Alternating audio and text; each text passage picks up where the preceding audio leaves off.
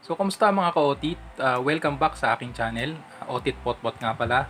So, mga paps, share ko sa nakaraang video ko na nakuha ko na nga itong aking GrabPay sa Phoenix, Pasay. Phoenix Gasoline Station sa Pasay. Yun yung Phoenix malapit dun sa MOA. Along ano siya, papuntang EDSA. So, mga paps, meron akong mga nabasa na error daw dun sa may passenger apps nila. So, ako naranasan ko rin yun bago ko nakuha yung GrabPay ko. So, yung iba tinatanong paano daw gawin para ma-fix yung ganong error or yung ganong problem. Ito yung nakita kong error dun sa kanilang passenger app. Ito yon. We couldn't upgrade your wallet. So, ang nakalagay ay you already have a GrabPay balance linked to another mobile number. Contact Grab if you wish to make changes. So, bali ibig sabihin daw meron kang ibang mobile number or SIM card na nakalink dyan sa iyong active na passenger app. So yun daw ang sabi. So ako nangyari din sa akin yan. So nagtaka ako, first time ko mag-install ng passenger app sa cellphone ko na to. So nagtaka ako, bakit merong naka-link na ibang number dun sa passenger app ko daw. Wala naman akong natatandaan na nag-install ako dati ng Grab passenger app sa cellphone na to. So, ang ginawa ko, nag-help center ako sa driver's app natin, yon. So, pumunta ako sa driver's app, and then pumunta ako sa help center, and then ise-select ko lang tong my cash did not reflect in the passenger app, itong GrabPay card na to. Ayan yung may box na red. Tapos ito yung lalabas, yung ayan, basahin nyo na lang kung nagpalit ka ng driver mobile number blah blah blah. And kapag pareho pa rin ang iyong mobile number sa driver app, gamitin ito sa pag-login sa passenger app. So yun, so bali sinunod ko naman yan, binasa ko naman yan. Tapos merong option yan dito sa bandang baba, scroll up, scroll down kayo. So ayan. So i-fill out nyo itong mga to, yung select service, ayan. And then yung mobile number na gamit nyo sa passenger app. And then yung description, sabihin nyo kung ano yung problema na hindi ma-upgrade yung wallet nyo. Kaya hindi ma-transfer yung kinita nyo sa cash wallet papunta sa passenger app or papunta dito sa GrabPay card na to. Then may screenshot siya na hinihingi. Ayan. So, screenshot of driver app cash out. So, ito yan. So, ayan. Ito siya. Screenshot nyo lang na nag-transfer kayo. Ayan. Trinay ko ilagay nyo 1 peso. Ayan. Screenshot nyo. And then, yung pangalawang screenshot is yung passenger app transaction. So, ang sinend ko is ito. Ayan. Yung we couldn't upgrade your wallet. So, yan yung sinend ko sa dyan sa help center na yan. So after kong masend sa help center yung concern na yon, mga paps, bali kinagabihan may tumawag sa akin Grab support. So yun, may tumawag sa akin mga paps. So, may mga tinanong siya sa akin.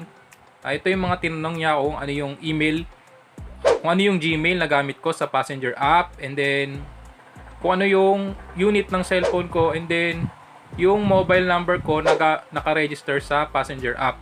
So yun lang yung hihingi na information sa inyo mga ka-OTIT. And then malalaman mo naman na legit Grab staff yung tatawag sa'yo, kasi yung gamit nilang number is landline number talaga, hindi mobile hindi cellphone number, landline talaga siya. So yun lang yung mga tinanong niya sa akin. So binigay ko yung mga information na hinihingi niya. And then, sinabi niya sa akin may naka-link daw na ibang number dito sa passenger app ko. So, ako napaisip nga ako na wala naman talaga. So, may binanggit siya sa aking number na hindi ko na lang babanggitin. And then, naalala ko, second hand ko kasi nung nakuha tong CP ko o cellphone ko. So, hindi ko rin alam na may binanggit siyang isang number and then meron din siyang nabanggit na isang Gmail. Siguro, before may naka-install na passenger app dito sa cellphone na to.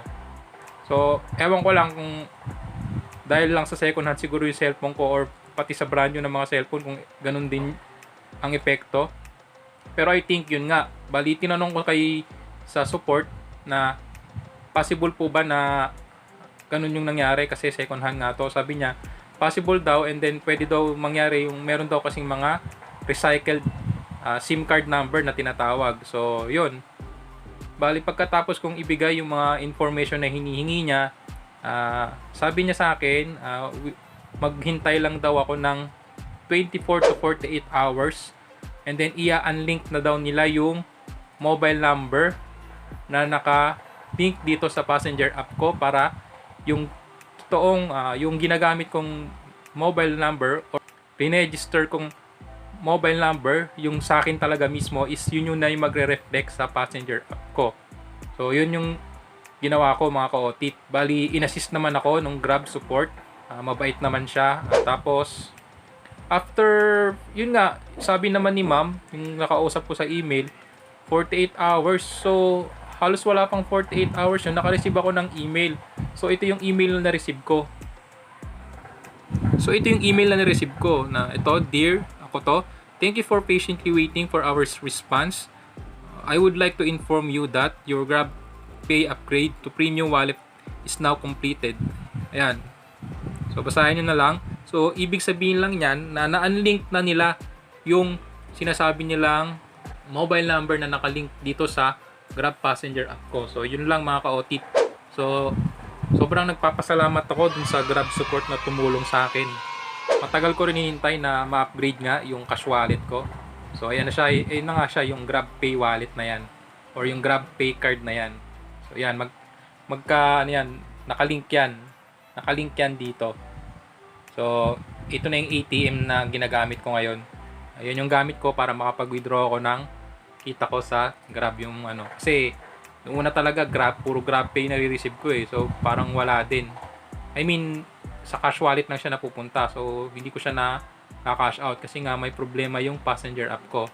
So after nun, yun, pagkabukas ko ng driver's app ko, nakalagay na your Grab Pay wallet is already activated na. I mean, nakalink na siya sa driver's app ko. So nagtry ako mag-transfer ng araw na yon. So on time, real time, nag-transfer talaga siya mga ka-OTIT. So laking tulong mga ka-OTIT. So yun lang mga ka-OTIT, share ko lang yun lang yung ginawa ko kung paano na-fix yung problem na yon sa passenger app ko, kasi hindi lang ako yung nakaranas noon, bali shinare ko lang. So hindi ko alam kung meron pang ibang way para ma-fix yung problem na yon. Siguro yung iba pwedeng pumunta ng hub, hindi ko lang sure, pero ako kasi yun ang ginawa ko, chinaga ko lang siya, nag-trial and error ako, and yun nga, may nag-response naman na Grab staff, kinausap ako, hiningan ako ng konting information, and then after 48 hours nga, na-activate yung Grab Pay wallet ko. So ito na ngayon yung ginagamit ko na ATM para ma-cash out ko yung mga kinikita ko sa Grab. So yun lang mga ka-OTIT, sana nakatulong tong video ko na to. And then sa mga may ganito pang problem, pwede nyong gamitin yung tinuro ko sa inyo. And sana maayos din yung sa inyo. Dahil masarap talaga na i-cash out mo yung kinita mo sa Grab. So yun lang mga ka-OTIT. At huwag kalimutan mag-subscribe sa channel ko. And pakihit na rin yung notification bell para maging updated kayo sa aking mga susunod na video. So yun lang mga ka-OTIT. Sana lagi tayong makarami ng booking para sa ating pamilya. Ride safe. Peace.